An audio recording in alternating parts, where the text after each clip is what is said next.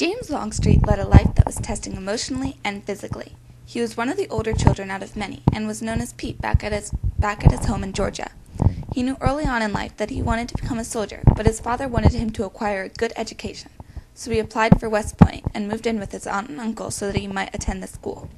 On his graduation day, he ended with one of the lowest scores in the class, but later in his life he would win a battle against the best in his class.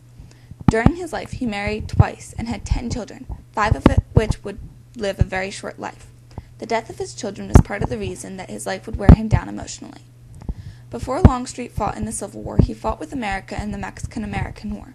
He viewed the Mexican War as training ground for the war that was to come. When the South did secede and the Civil War began, Longstreet was faced with a difficult decision: which side to join. In the end, he decided to join the South, due to the necessary movement of his family through Confederate lines, and because he was for states' rights. For the duration of the Civil War, Longstreet participated in a series of battles where important events occurred. Longstreet's first major battle was the Battle of the First Manassas. When Longstreet had first received his command, it was over hardly trained men, but in a few months he had them prepared for this major battle, and they defeated the enemy. The next important battle that Longstreet and his troops participated in was the 7 Days Battle. This was important because it was here that Lee noticed Longstreet's capabilities and put him on a team with his right-hand man, Stonewall Jackson.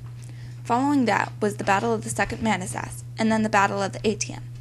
Due to these battles, Lee put Longstreet in charge of the First Corps. Next came the year of 1863. At the beginning of this year, the Confederate Army was running low on supplies, so Longstreet ran something called the Suffolk Campaign.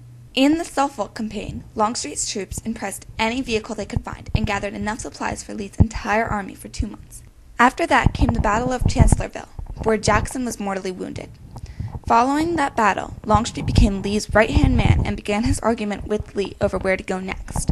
Lee was determined, and in spite of the arguments, took the offensive and began to travel with his troops into the north. At this point in the war, Longstreet was beginning to become physically weary. Lee's troops ended up at Gettysburg, where the Confederates lost and witnessed the turning of tides. From there on out, the Federals experienced victory after victory. For example, at the Battle of the Wilderness, the Federals earned the right to roam the South undeterred, and Longstreet received a shot to his throat from some of his men that had spotted him riding through the woods and had mistaken him for an enemy soldier. Finally, on April 12, 1865, the South made their official surrender.